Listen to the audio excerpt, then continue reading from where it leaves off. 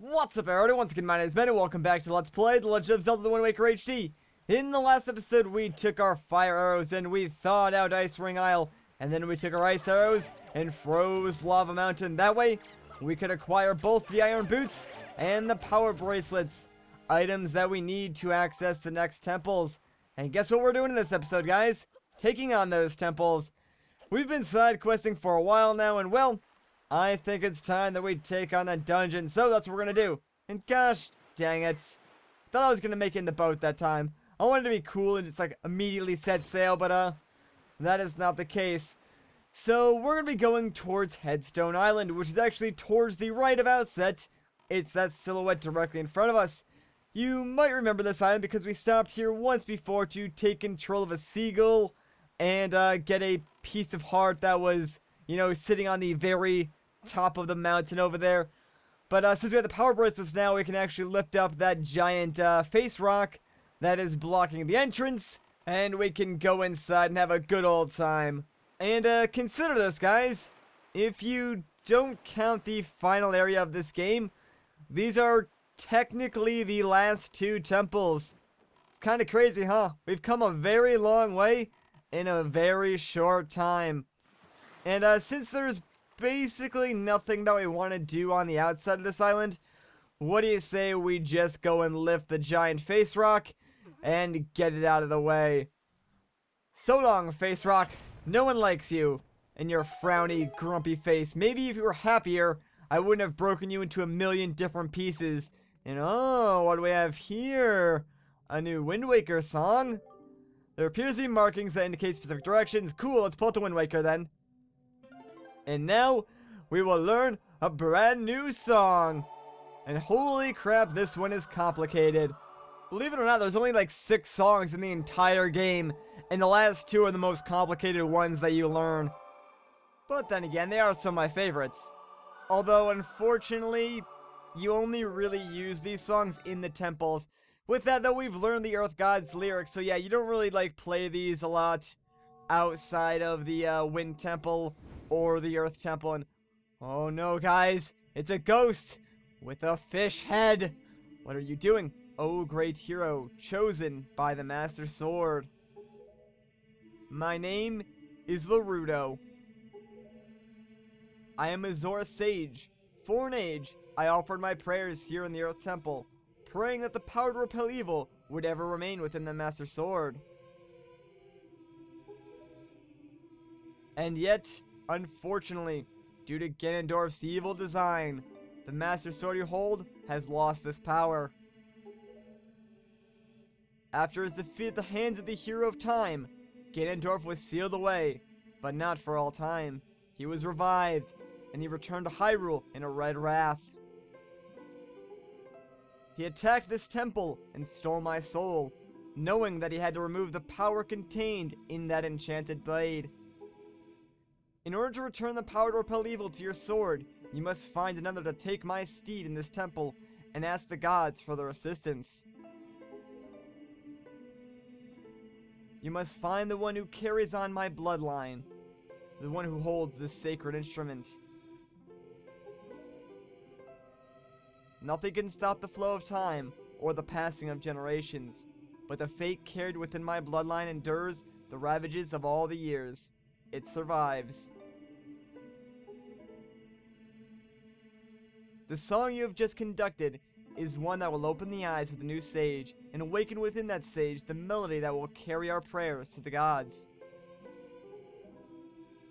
The door that blocks your way will only open when the sage plays that song. May the winds of fortune blow with you. Oh, you know, I gotta say, guys, the writing in Zelda, like, I know this is kind of a quote-unquote kiddie game and stuff like that, but sometimes the writing in Zelda can just, like, it's pretty dang thought-provoking, and it can be kind of deep. It makes you think a little bit. I don't know. Like, these are just some of my favorite moments in the game, so I guess I'm a little biased towards them, but I don't know, I just think it's really, really clever. So, well, that was a Rudo Sage, and since there's no Rudo tribe in this game, since they all evolved into Rito, what do you say we teleport to Dragon Roost Island and visit that lowly attendant that we haven't seen in a very long time, because, I think she fits the bill for the next stage. So hopefully, if we ask nicely, she'll, join us on our quest to restore power to the Master Sword and save the world. If she doesn't, well, kidnapping. That's our next resort. So hopefully it doesn't come to that.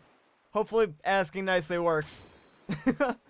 Alright, so, you might notice something a little bit different this time while we're at Dragon Roost. If you listen closely to, like, the background music, I'm not sure if you guys can hear it. It might be kind of low, but, if you listen very carefully, you might actually hear the strings of a harp playing. And that's basically Medli playing the sacred instrument, sort of alerting you to the fact that, you know, she's the one who has it, and she's the descendant of the sage, and so on and so forth. It's just kind of a very nice, little touch that they added when you're looking for the next sage. So what you want to do is, head outside through this, second door on the second floor, and then I believe Medli should be on this ledge off to the right. Let me just pull out my, grappling hook real quick. I probably could deco leaf across there, but, yeah, no, never mind. The wind's blowing in the wrong direction, so that wouldn't really work. This upcoming cutscene, like, it's a pretty lengthy one, but it's probably one of my favorite cutscenes in the game, so I'm kind of excited to experience it with you guys. But there she is, just playing her harp, all by herself. Oh, Link, you're okay! You know, Prince Kamali's been asking me all about your adventures, Link. I can rest easy now that I've seen you safe and sound with my own eyes. Prince Kamali's turned into a fine young adult, hasn't he? Recently, he's even begun doing things on his own, without my guidance. Every conversation still ends up centered on you, though, Link. Watching Prince Kamali grow up fills me with pride, but it makes me a little sad as well. I wonder if this is how a mother feels. Oh, but just listen to me go on. How weird I must sound. A little bit. Well, I'd better continue practicing so that I can be useful around here too. Performing music like this is an important duty of an attendant. I would have never guessed that. Well, how about I help you out and conduct you using my Wind Waker? Hey, is that the Wind Waker? Wow! Link, will you conduct me? I wonder how I'll do. Alright, so, yeah, basically you want to conduct her in the Earth God's lyric and see what she thinks of that. Try that on for size, Medli. She does seem to be pretty skilled with that harp. And this is one of my favorite moments in the game right here. What a mysterious song. It sounds so familiar. It's almost as if something I've forgotten is trying to be remembered. Oh, you feel what? You feel like dying? Or falling? Very, very slowly? Like seriously, that was the slowest fall ever. And oh, look, it's the sage with her fish head. Seriously, it looks like someone just took like a fish and stuck a body to it. I always found the design of this sage like really funny, but they do have the same instrument. So that must mean that we've found the right person. Oh, and she's going to teach Medli the song that she can use the next temple to pray to the gods. That way she can return power to the Master Sword. And by George, I think she's got it. This isn't even like my favorite part of the cutscene. It comes a little bit later, but it's still cool nonetheless to see, you know, the old sage and the new sage performing together and stuff like that. It's pretty awesome if you ask me. It's just like moments like this that make me, you know, love Wind Waker and why I think it's really one of the best Zelda games. Because, like, despite its quote-unquote kiddie art style, it still has the ability to tell a really rich story. And it does it so well and so perfectly. Not many games can do that, and Wind Waker is a fine example of one that does it just phenomenally. Just now, a sage spoke to me. She spoke so gently. There's something that I must do. Link. Thanks to you, I've been awakened to the knowledge that I am the sage of the Earth Temple. There's actually something that I can do to help this world. It's incredible. I bet my teacher knew all about this. Link, please. You must take me to the Earth Temple. We must hurry and wake the power to repel evil that sleeps within the Master Sword. And there's Prince Kamali, flying in the night sky. This part's kind of sad. Let's go now, quickly and quietly. Oh, Kamali. I just want him to remember me as a simple attendant. And it's kind of sad because it's like, you know, Medli doesn't want to leave Kamali. And, you know, Kamali comes back to find Medli gone. But, you know, Medli has to leave because she's a sage and stuff like that. So, I don't know. I just thought that scene was, like, really cool when I first played it. And it's one of my favorite in the game. But, now that we have Medli with us, what do you say we head back towards Headstone Island and the Earth Temple? So, let's play the Battle of the Gales one more time and teleport back down to Outset Island. Thankfully, we don't have to sail there and we can just like teleport there instantly. Saves us a lot of time. I mean, Medli could probably just like fly there herself, but whatever. I guess we'll give her a ride since she's going to be spending the rest of her life inside a temple, so it's the least we can do. Speaking of which, the Earth Temple, probably like one of my favorite temples in the game. It's pretty dang awesome. Like, it's probably a tie between the Earth Temple and the Wind Temple, but the Wind Temple, it's kind of more annoying, and I kind of dislike the sage of the Wind Temple, which you might be able to guess who it is just based on the whole like musical instrument type of deal, but I'm not going to spoil it for those who don't know who it is. But yeah, I think I like the Earth Temple more just because I like Medli more as a sage than I do the other sage. And the other temple, I don't know, it's kind of just more gimmicky and more annoying. The Earth Temple is just like all around a lot cooler. And the item that you get from the Earth Temple is pretty awesome as well. Medli, listen carefully to what I'm about to tell you. The temple ahead is the nest of an evil creature, the same creature that stole the life of your predecessor, the sage. It is a dark and frightening place. Lovely. Good pep talk. That is why if you do nothing else, then at least do this. If Link comes near you and presses buttons to call you, then be silent and follow closely behind him. And if Link presses buttons, allow him to lift you, and if need be, fly and carry him through the air. And Link. If Medli gets stuck and cannot continue in the temple, use the Wind Waker to conduct the song that you learned at the Tower of the Gods. Do you understand? I think I do. Link, protect Medli, and Medli, protect Link. The power to repel evil shall surely be returned to the Master Sword. That's right, guys. This next temple is going to be a tag team effort, and Medli is not useless at all. In fact, she's quite handy in this next temple because, like, it's completely designed around her unique abilities as a sage, and it makes it a lot of fun, which is probably why it's one of my favorite temples. But let's just play the Earth God's lyric, and gosh dang it. Alright, let's try it again, and play it correctly this time. Hopefully my control stick doesn't get stuck again.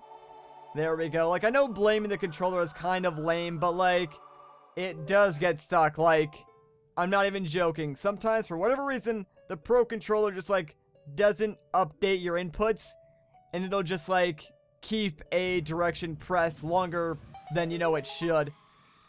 Anyways, though, it seems that we now have access to the next temple.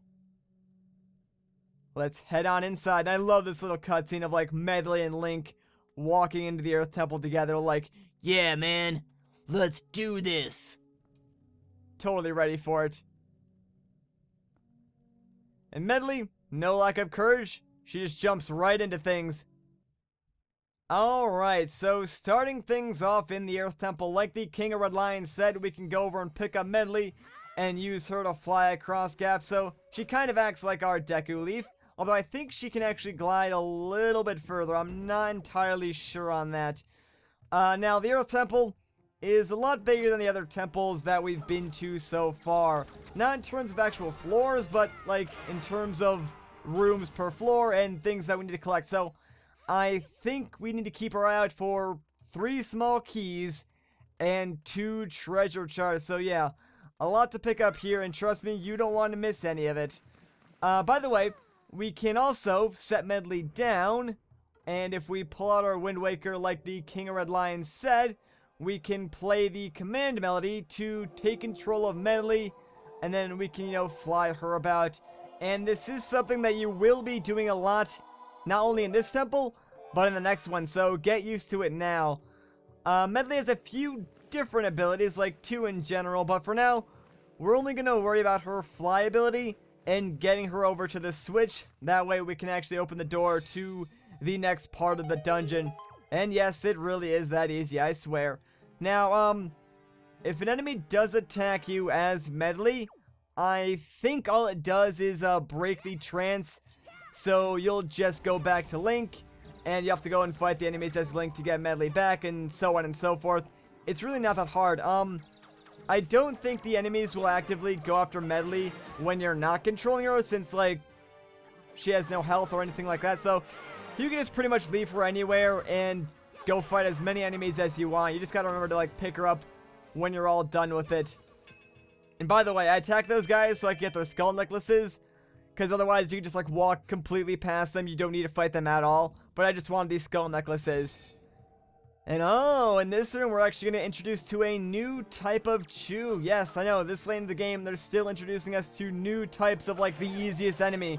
I'm going to try and avoid battling them right now. I want to take out all the normal chews, because these new chews, which I believe are just called dark chews, are kind of annoying, and you can't really fight them in the same way you can a normal chew. You know what, real quick, let me grab my skull hammer. Because, you'll notice if you go up to attack these dark chews, if you slash at them, they sort of just, like, dematerialize. But if you bait them into the light, they turn to stone, and you can easily just smash them. And yes, even when they're stunned, they still, you know, can avoid your attacks. It's kind of annoying. So you do just have to wait until these guys eventually make their way into the light. And then you can either, like, pick them up or smash them with your skull hammer. It's just that simple. Alright, last guy. Come on. And yes, they do either drop the red or the green shoe. Doesn't really matter though, we don't really need them for anything. So after you defeat all the chews in this room, the doors unlock, but you're probably noticing that chest in the background that's sort of invisible. So if you play the command melody one more time and bring Medli into the light, you'll notice that her instrument actually reflects light, kind of like a mirror, and you can use that to reveal invisible objects. Or if we turn around and shine the light at these weird statue things, there we go, it'll cause them to disintegrate. So just keep that in mind throughout the entire temple, because again, this is one of those mechanics that you will be using a lot. And I think we're done now, so I'm just gonna put Medli over here and switch back to Link. That way we can go and grab this chest and get ourselves the first generic temple item, which of course is going to be the dungeon map. Alright. Ooh, you know what? Let me go and pull out my bombs real quick. That way we can activate this teleportation pot, although I'm not so sure we're going to be actually using this one, because I don't think we have to come back towards the beginning of this dungeon. I could be wrong though, but we'll just open it up anyways. So right through here is, well, basically the hub of this dungeon. Like I said, pretty much every single dungeon in Wind Waker has one. And this is the Earth Temples. But you know what? I think I'm going to call the episode here. So if you enjoyed this part, a like rating would be greatly appreciated. If you want to see more, consider subscribing. Once again, guys, my name is Matt. Thank you so much for watching, and I'll catch you in the next one.